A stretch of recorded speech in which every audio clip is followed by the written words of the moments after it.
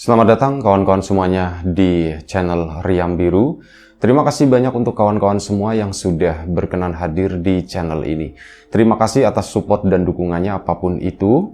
Terima kasih juga untuk kawan-kawan yang udah ninggalin komentar, dan mohon maaf kalau belakangan agak sedikit terlambat membalas komentar karena saking banyaknya dan tentu saja lagi disibukkan dengan sesuatu yang berhubungan dengan hal ini gitu ya. Kita baru pindahan dan sebagainya, tapi nanti kita akan balasin semuanya.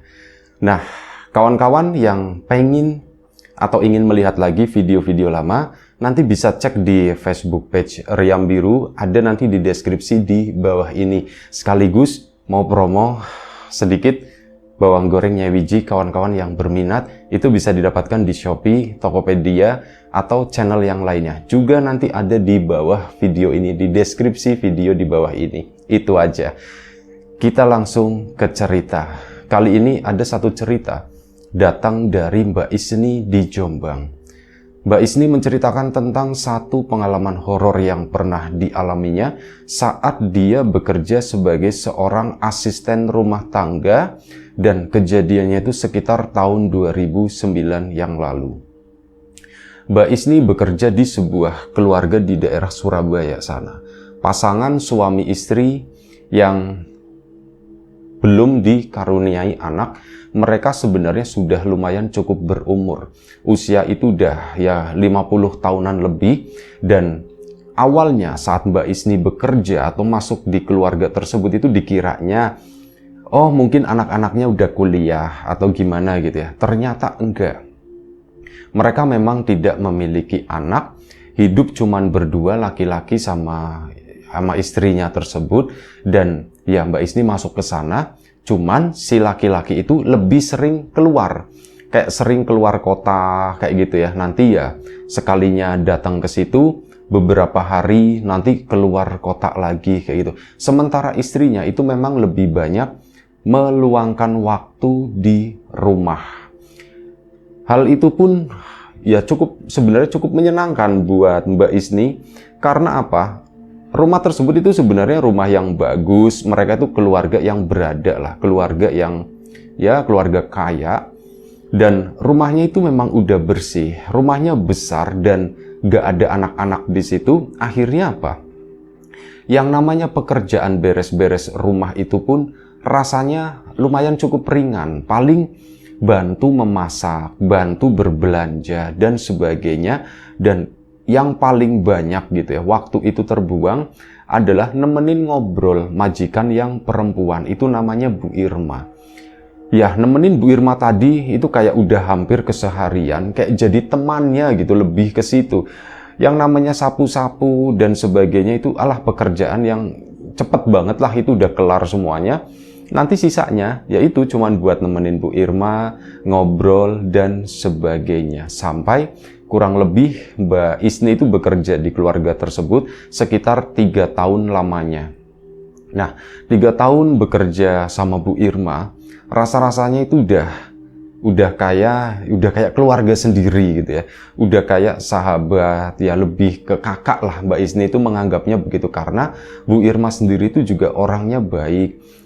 Gak marah-marah, ya memang ada kadang Bu Irma itu ngambek, sebel, tapi itu ngambek sebagai seorang teman, bukan ngambek sebagai seorang majikan. Ya, dari situ Mbak Isni pun bukannya nyepelein atau ngegampangin, enggak, justru aku harus hati-hati dengan orang seperti ini, orang baik kayak gini.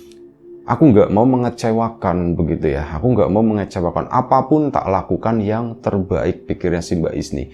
Ya sudah, akhirnya selama kurang lebih sekitar 3 tahun bekerja di sana, tidak ada masalah sama sekali. Saat suaminya pulang, Mbak Isni itu kayak nggak ada pekerjaan malah.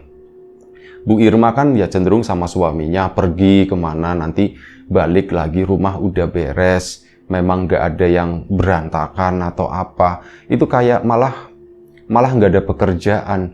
Lebih seneng kalau Bu Irma itu ada di rumah. Mbak Isni bisa ya ada teman ngobrol, ada teman bercanda dan yang lain-lain. Tapi kalau suaminya pulang, Mbak Isninya yang malah yang kesepian. Aduh, Bu Irmanya itu sibuk sendiri. Ya wis, enggak apa-apa. balik lagi sadar, aku kan di sini cuman seorang pembantu, cuman seorang asisten rumah tangga. Ya wis lah gitu ya. Aku lakuin balik lagi ke peranku yang semestinya. Dah. Waktu berjalan dan tiba-tiba Bu Irma itu sakit. Nah, saat itu suaminya namanya Pak Toyo, itu masih sering keluar kota. Nah, suatu hari Bu Irma itu sakit di rumah. Dirawatlah sama Mbak Isni. Dan sakitnya itu kok cepet banget, kata si Mbak Isni ya. Kemarin baru mengeluh, nih aku kok badannya ndak enak begini ya nih ya, kok rasanya lemes seperti, loh Bu, kenapa Bu, sakit atau gimana Bu? Iya, kayaknya mau sakit, ya udah Ibu istirahat aja, sini tak pijitin, nih kerokin ya nih ya, minta dikerokin. Akhirnya dikerokin sama Mbak Isni, tapi nggak kunjung sembuh, sementara suaminya itu masih berada di luar kota, yang jelas nggak di rumah gitu ya. Setaunya Mbak Isni itu di luar kota. Nah, Mbak Isni pun sempat nawarin, Bu, mau ke dokter aja atau gimana? Nggak usah nak, nggak usah nih gitu ya, manggilnya kan Isni, nggak usah nih. Ya sudah kalau kayak gitu, kalau misal mau ke dokter kabarin saya ya Bu ya. Iya nanti tak kabarin kamu. Udah sana kamu istirahat, kata si Bu Irmanya begitu. Sehari sakit, 2 hari sakitnya kok bener-bener brek.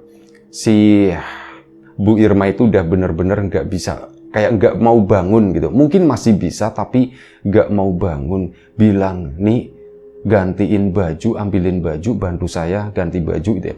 Digantiin sama Mbak Isni dan sebagainya, dibersihin, dicetin gitu ya, pakai handuk, pakai air anget gitu, dibasuh-basuh dan sebagainya. 3 hari, 4 hari, 5 hari, kondisinya Bu Irma itu makin parah, dan saat itu suaminya itu pulang ke sana. Ya itu tadi Mbak Isni kan akhirnya ngomong gini, Pak, saya udah nawarin ibu, udah nyaranin ibu buat ke dokter, tapi ibunya ndak mau Pak gitu. Oh ya sudah kalau kayak gitu. Udah, jawaban suaminya cuman seperti itu. Makasih ya Nia udah dirawatin. Iya Pak, sama-sama. Akhirnya udah, sisanya itu diurus sama Pak Toyo tadi, sama majikan yang laki-laki. Beberapa hari kemudian kaget banget. Pagi hari Mbak Isti itu mendengar kalau Bu Irma itu meninggal. Itu bener-bener gak nyangka gitu ya. Loh, kok Bu Irma meninggal? Kenapa kok bisa sampai meninggal? Gak terima si Mbak Istinya dalam hati gitu. Aku gak terima kok seperti ini. Coba kemarin dibawa ke rumah sakit atau apa gitu ya. Ini ya kemungkinan nggak akan seperti ini. Balik lagi, yang namanya umur itu kan memang udah diatur. Cuman pikirannya Mbak Isni itu seandainya dibawa ke rumah sakit, kemungkinan Ibu Irma nggak akan meninggal gitu, seperti itu. Nah, akhirnya apa? Udahlah, diurus. Rame begitu kan. Nah, Pak Toyo ngomong sama Mbak Isni, nih bantu-bantu semua apapun yang diperlukan ya nih ya. J Pak, siap Pak, kata si Mbak Isninya. Ya di tengah, Mbak Isni itu merasa kayak jadi orang paling berkabung di sana. Satu-satunya orang yang menangis, kata si Mbak Isni tadi. Semua tamu ke situ ya biasa datang gitu ya.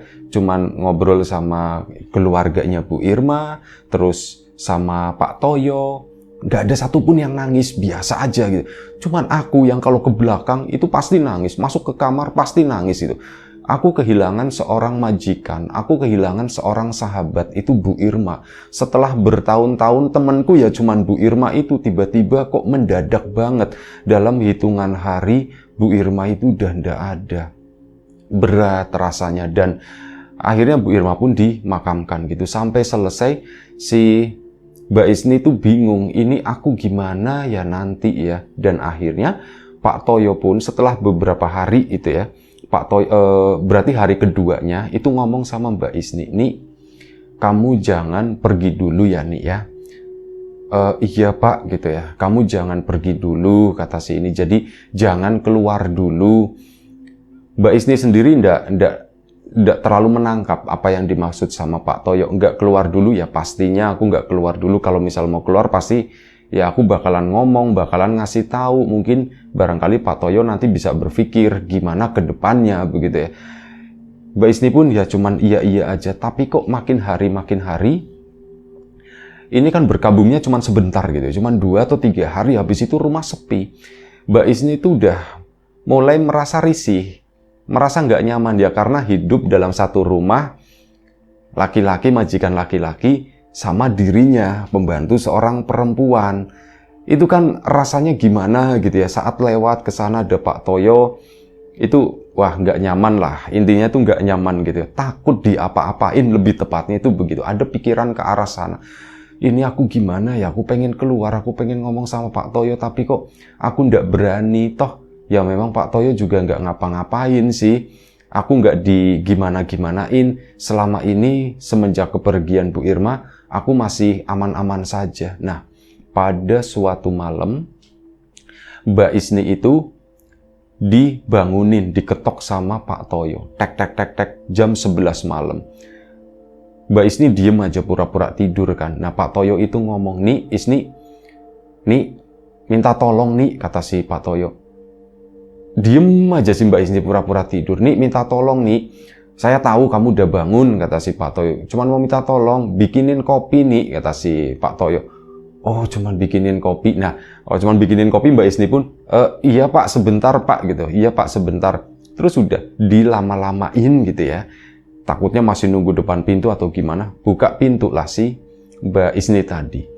Ternyata nggak ada siapa-siapa di sana. Akhirnya langsung menuju ke dapur, langsung bikinin kopi. Nah, udah bikinin kopi, dianterin ke ruangannya Pak Toyo, di ruangan kerja di situ, di dekat kamarnya Bu Irma. Jadi kayak sebelahan itu ada satu ruang dipakai untuk ruangan kerja. Mbak Isni sendiri tuh merasa ya takut pastinya ya gitu ya. Malam-malam, aduh gimana gitu ya. Takut begitu. Nah, ini kan ruangan tengah itu udah gelap gitu ya. Cuma di ruangan kerja tersebut lampu itu nyala dan sepertinya Pak Toyo itu ada di dalam sana, komputer itu juga nyala. Mbak Isni dengan rasa was-was, dengan rasa takut tadi, coba berjalan senormal mungkin. Akhirnya mendekatlah ke sana.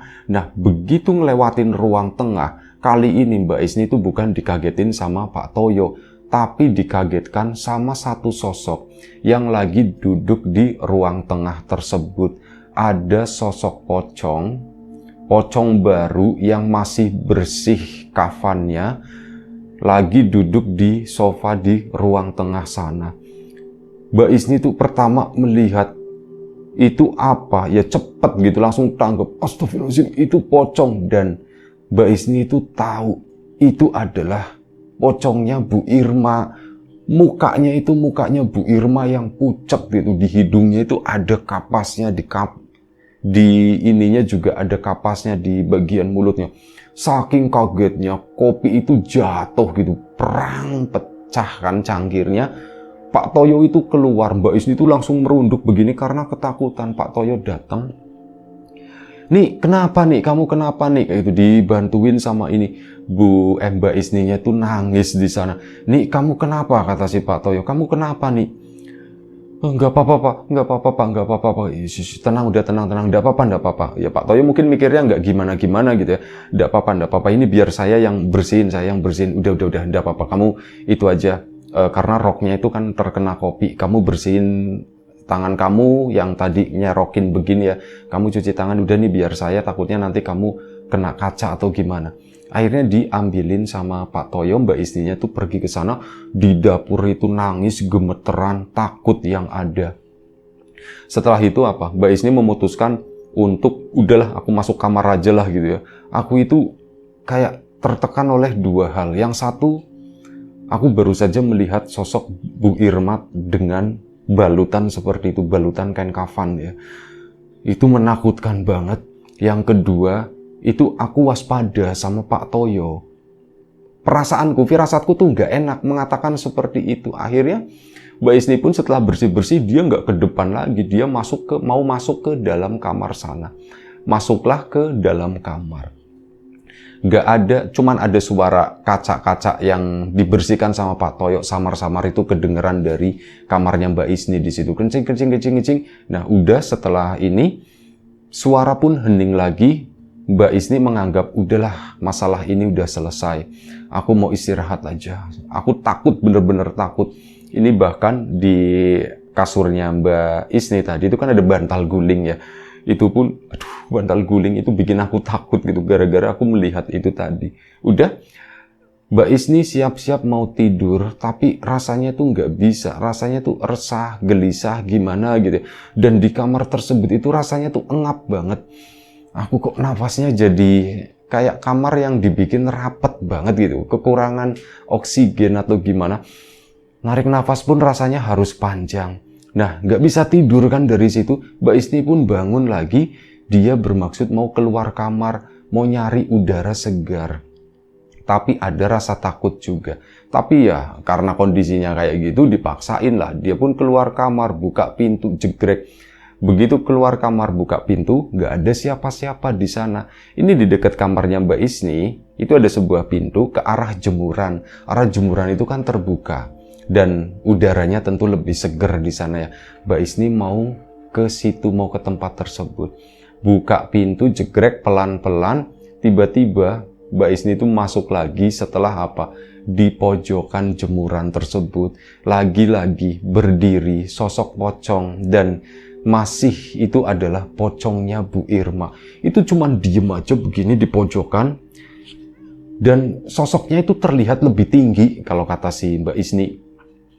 Aku tahu tingginya Bu Irma itu segimana, sama aku sama gitu ya. Kita tingginya itu sama. Lah ini pocongnya rasa-rasanya kok lebih besar. Dia itu benar-benar kelihatan lebih besar, lebih tinggi, berdiri di pojokan sana.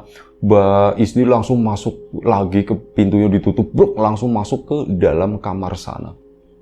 Mungkin Pak Toyo mendengar gitu ya. Nggak lama, mungkin sekitar 1 menit kemudian, diketok lagi sama Pak Toyo. Nih, Isni, nih, Mbak Isni diem aja di situ ya. Nih, tadi saya dengar ada orang nutup pintu, kenceng banget. Itu kamu bukan, nih. Mbak Isni pun ya karena ditanya begitu akhirnya mau nggak mau menjawab, iya Pak, itu saya Pak gitu. Oh ya sudah kalau kayak gitu, ya wis. Akhirnya Pak Toyo pun pergi lagi gitu.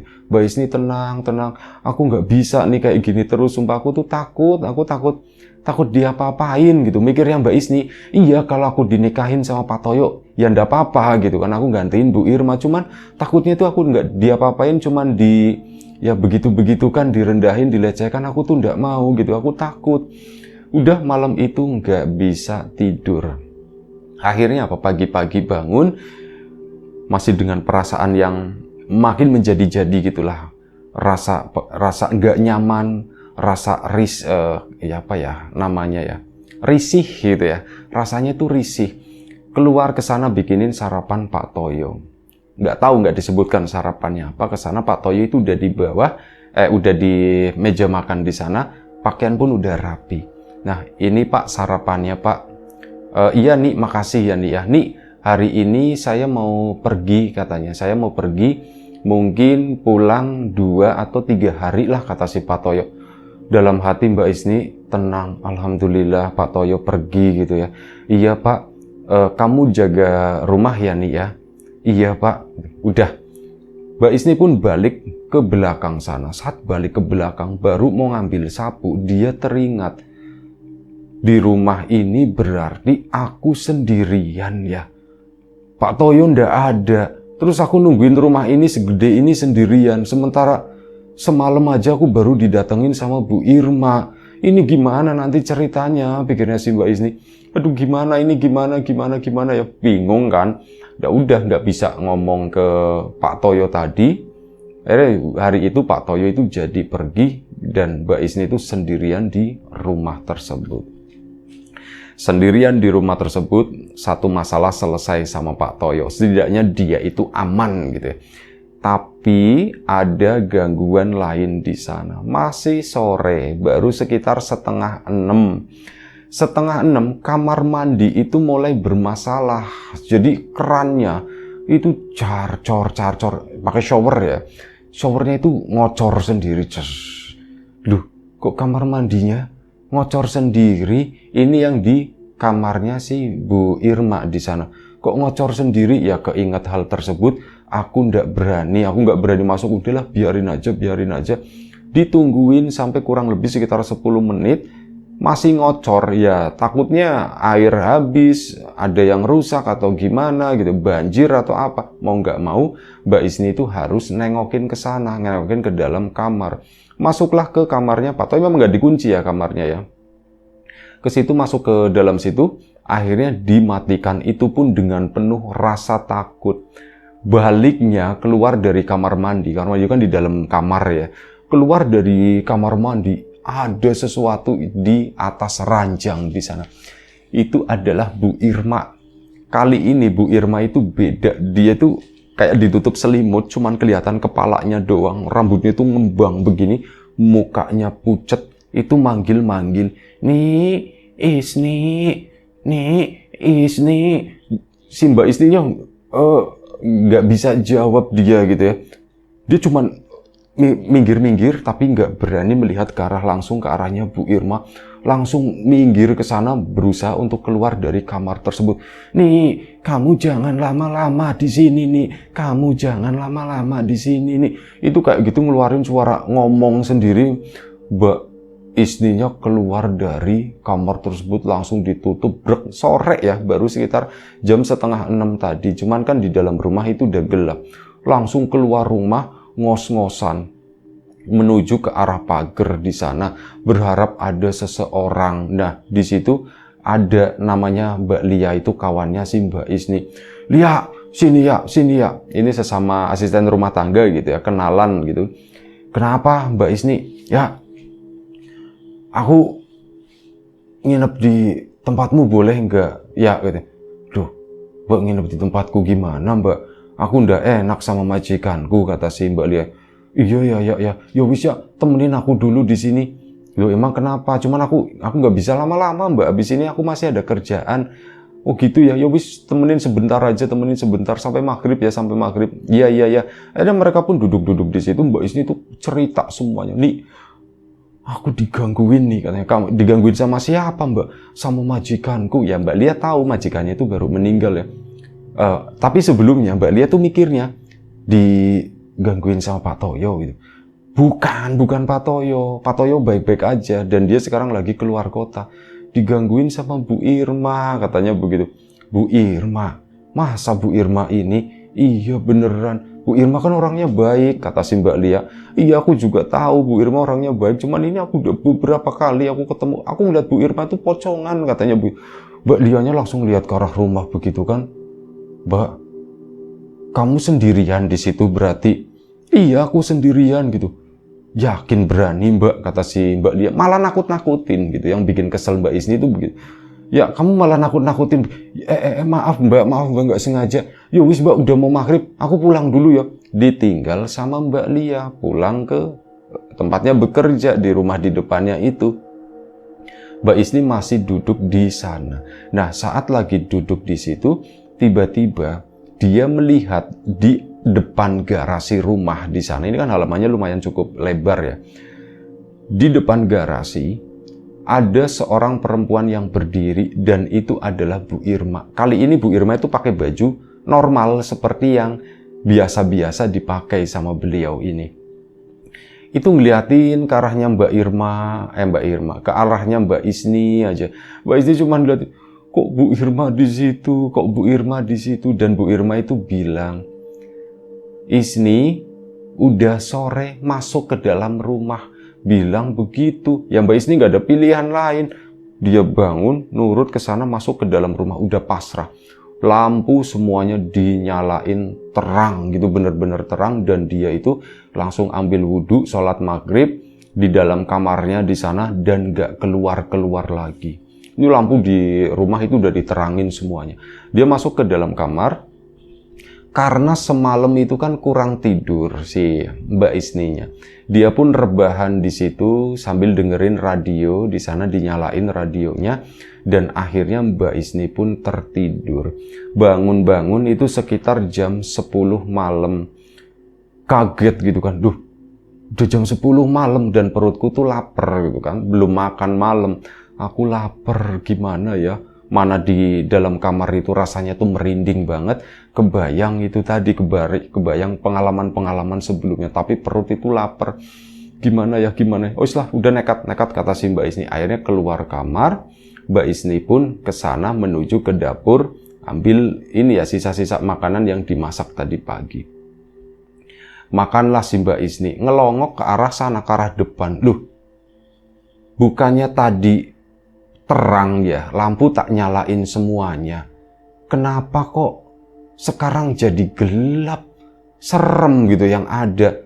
Mbak Isni pun belum makan, ini makannya ditaruh lagi, terus menuju ke sana, cari celingak-celinguk.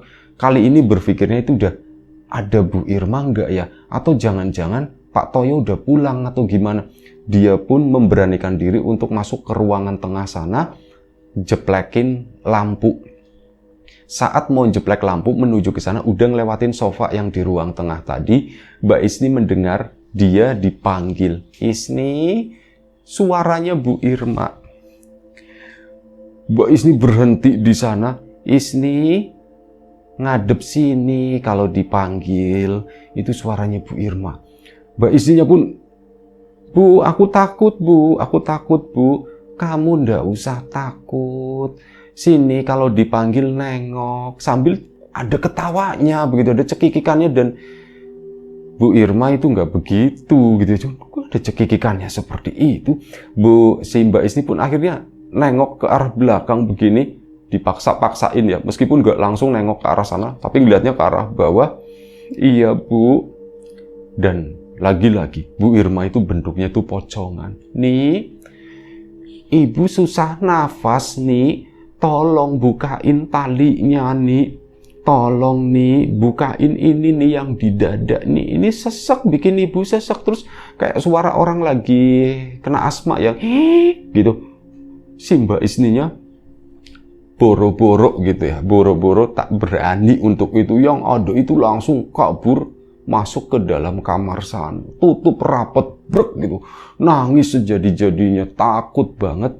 Dia berharap pingsan gitu ya. Aku berharap pingsan, tapi nggak pingsan. Setelah itu, beberapa menit kemudian, Bu Irma itu denger lagi.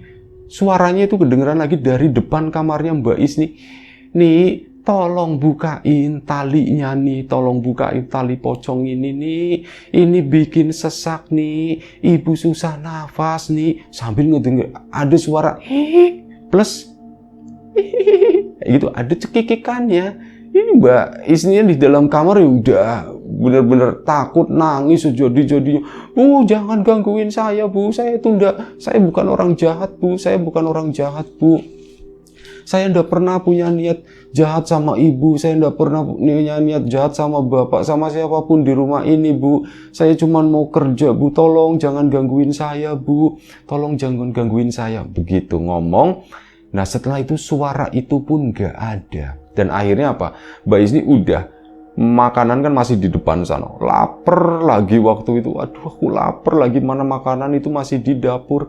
Diberani-beranikan setelah lumayan cukup lama, sekitar setengah jam. Mbak Isni pun buka pintu lagi, ambil makanannya. Kali ini aman dibawa masuk ke dalam kamar. Makanlah di sana, udah lumayan cukup kenyang. Dan akhirnya apa? Mbak Isni pun coba untuk tidur, dan dia untungnya bisa tertidur.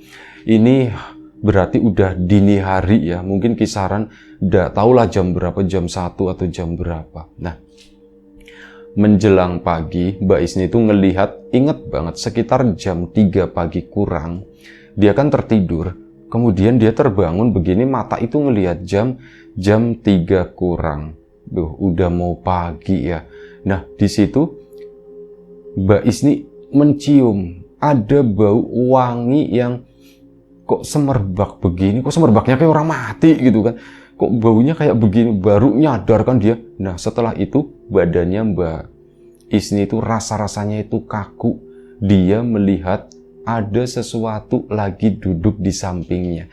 Kasurnya Mbak Isni itu kan kasur lantai, tepat di sampingnya Bu Irma dengan model pocongan berdiri, duduk di sampingnya di situ.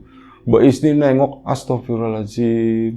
Dia nggak ngomong apa-apa, dia itu cuma diem, cuma ngebelakangin begini, yang ngadep ke arah tembok, ya pasrah lah intinya. Aku mau kemana lagi gitu, aku nggak bisa bergerak, badan itu tuh rasanya bener-bener lemes banget, gak bisa buat bangun. Dia pun ngadep ke arah tembok gitu tadi, dan Bu Irma itu ngomong, "Nih, ibu juga, aku juga," pakainya bahasanya aku ya, "aku juga ndak mau nyelakain kamu, tapi aku maunya kamu segera keluar dari rumah ini," kata si itu. Mbak istrinya kan diem aja, tetap diem ya, ngedengerinnya ada yang ngomong, dan suaranya itu aneh. Kalau orang ngomong, itu kan sumber suaranya jelas ya, oh ini di sini. Nah ini tuh suara tuh kayak pindah-pindah gitu. Kadang jauh, kadang deket, semacam itu. Dan si Bu Irma tadi, sosok yang menyerupai Bu Irma tadi tuh melanjutkan omongannya. "Nih, kamu segera keluar dari rumah ini, ndak baik, saya udah ndak ada. Kamu pergi dari rumah ini," kata si Bu Irmanya begitu. Dalam hati, Mbak Isni tuh ngomong, "Iya Bu, aku mau pergi Bu, aku mau pergi." Dan itu akhirnya bisa keluar dari mulutnya Mbak Isni. "Iya Bu, aku mau pergi Bu, aku mau keluar dari rumah ini Bu, aku mau keluar Bu, aku mau keluar." "Ya sudah kalau begitu, aku pulang dulu," kata si Bu Irmanya. Dan terdengar suara cekikikan lagi, udah, sep, ngilang begitu aja. Bau itu masih ada di sana. Mbak Isni pun nengok ke belakang sana, udah ndak ada di situ. Nangis lagi, nunggu sampai pagi, sampai akhirnya ya udah sekitar jam 5 pagi, Mbak Isni pun sholat subuh dan sebagainya. Semua pintu korden itu dibukain, dan sepanjang ngebukain pintu korden itu, Mbak Isni tuh ngomong terus, "Bu, iya Bu, hari ini aku mau pergi dari rumah ini Bu, tapi tolong jangan gangguin aku terus Bu, jangan gangguin saya terus Bu, saya takut Bu, saya takut." Dibukain keliling ke sana ke sana ke sana. Mbak Isni pun siap-siap balik lagi ke kamar, ngemasin barang-barangnya. "Udahlah, aku keluar dari sini, memang belum dibayar gajian bulan tersebut sama Pak Toyo, beberapa hari lagi gitu ya, beberapa hari lagi baru dibayarkan sama Pak Toyo." Nah, ini belum dibayar, Mbak Isni pun kayak udahlah aku pasrah, kata situ ya, "Udahlah aku pasrah aja. Dibayar nggak dibayar nggak apa-apa, yang penting aku bisa keluar dari rumah ini, aku nurut sama Bu Irma." Lagi siap-siap ini ngemasin tas, tiba-tiba Pak Toyo itu datang pulang. Mbak Isni mendengar gitu ya di depan, "Duh, ada suara mobil, itu berarti Pak Toyo pulang." Ya udahlah sekalian aku ngomong. Nah ini kan diberesin semuanya. Dalam hitungan beberapa detik gitu ya, tahu-tahu Pak Toyo itu udah ada di depan kamarnya si Mbak Isni. "Nih, kamu mau kemana nih?" Dan kali ini Pak Toyo itu berani masuk ke dalam kamarnya untuk pertama kalinya. "Nih, kamu mau kemana nih?" Pak, aku mau keluar Pak hari ini." "Loh, kok kamu keluar?" Pak Toyo duduk di sampingnya Mbak Isni, megang pundaknya. Itu udah risih, itu udah takut banget. "Iya Pak, soalnya aku disuruh keluar sama Bu Irma," katanya begitu. "Hah? Kamu disuruh keluar sama istri saya?" "Iya Pak, Pak maaf Pak," gitu kan. Mbak Isninya itu begini. "Loh, tapi kan kamu belum dibayar," kata si Pak Toyo. "Ya sekalian kalau bisa dibayar Pak," gitu. "Ya kalau kamu mau dibayar tunggu dulu lah," kata si Pak Toyo. "Enggak Pak, saya tuh hari ini harus keluar." Dan sepertinya Pak Toyo itu mungkin hampir lepas kontrol atau gimana ya. Itu udah mulai ya megang pundak dan sebagainya, megangin tangan. Tapi Mbak Isninya berusaha menghindar dan tas itu kebetulan udah penuh. Akhirnya diangkatlah tas tersebut, keluar ke sana. Setengah lari gitu ya Pak Toyo. Nih, jangan buru-buru seperti itu nih, jangan buru-buru." Ya Mbak Isninya udah nggak nyaman banget. "Nih, ini bayaran kamu," kata si Pak Toyo. "Ini bayaran kamu." Mbak Isninya pun berhenti terus nengok ke belakang, dan Pak Toyo itu megang amplop gitu kan. "Ini bayaran kamu sudah saya siapkan. Pak, tolong Pak, saya itu cuman mau bekerja Pak, dan saya menghormati Bu Irma Pak." Iya nih, ini nih, kamu ambil. Akhirnya diterima, Mbak Isni mendekat lagi, diterima begini. "Terima kasih Pak, Pak Toyo di sana minta maaf nih. Saya minta maaf, ya bagaimanapun juga saya laki-laki yang baru ditinggalkan istri saya. Saya juga cinta sama istri saya gitu kan, sama Bu Irma itu ya sayang banget, dan saya minta maaf kelakuan saya tadi atau mungkin pikiran-pikiran saya sebelumnya gitu ya. Saya minta maaf ya, Ni.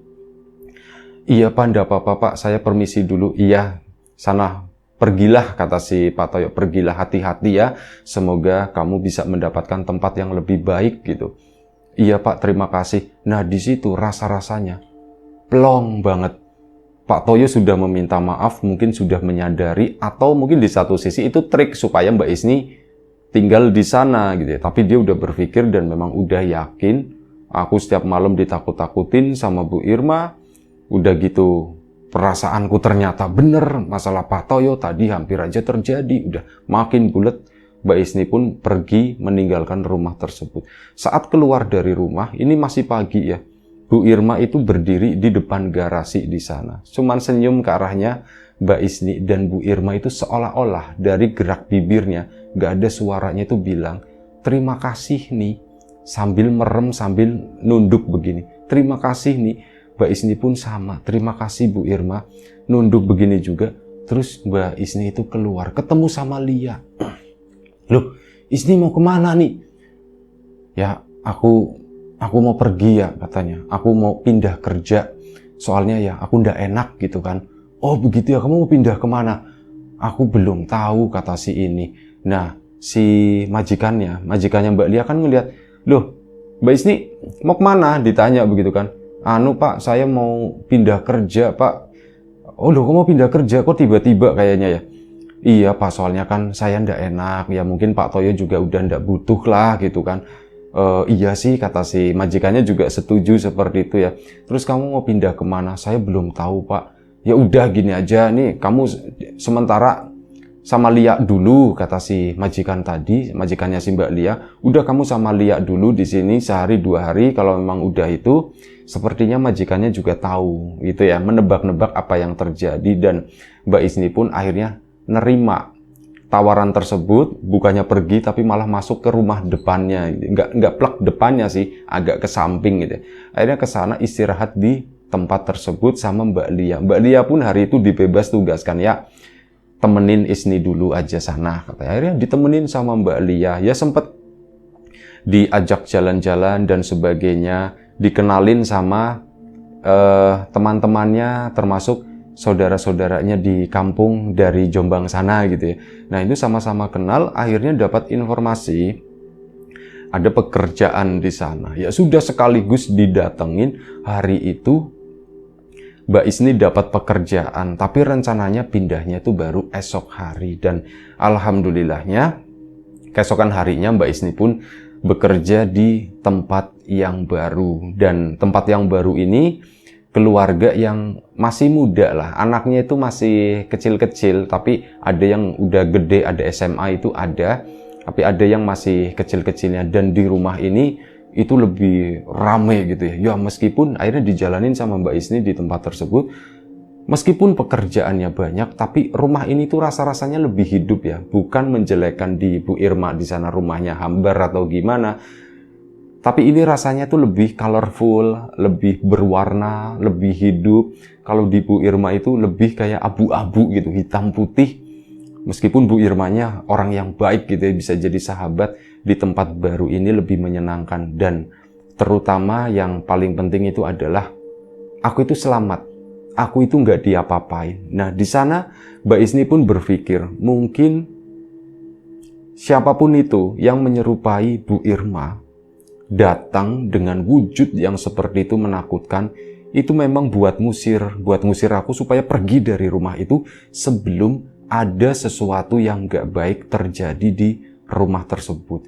Ya, diambil positifnya sama Mbak Isni semacam itu. Dan Mbak Isni pun dapat masukan dari orang-orang, ya itu bukan majikanmu, tapi memang mungkin itu adalah sesuatu yang baik, meskipun nampakin dalam wujud yang kayak gitu, sengaja supaya kamu takut dan supaya kamu gak betah di rumah tersebut, dan akhirnya kamu pindah begitu, dan ya kamu selamat gitu kan. Kalau misal kamu di sana terus sama majikanmu yang laki-laki itu kan takutnya terjadi apa-apa, dan potensi kesananya itu besar, dan ya kamu termasuk orang-orang yang diselamatkan, kata si orang-orang tersebut yang diceritakan sama Mbak Isni. Itu aja satu cerita dari Mbak Isni di Jombang sana. Terima kasih banyak.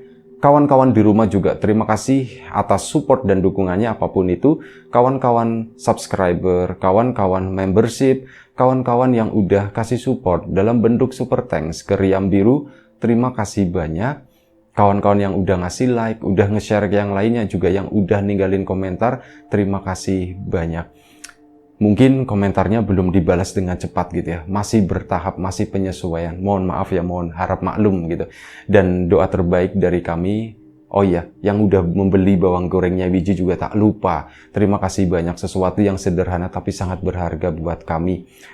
Doa terbaik dari kami untuk kawan-kawan semua, semoga selalu diberi kemudahan dalam hal apapun, termasuk kemudahan dalam hal rizki. Yang sakit segera diberi kesembuhan, yang sehat tetap dijaga kesehatannya. Sampai jumpa di episode selanjutnya. Riam Biru, jaga kesehatan kawan-kawan tentunya. Assalamualaikum warahmatullahi wabarakatuh.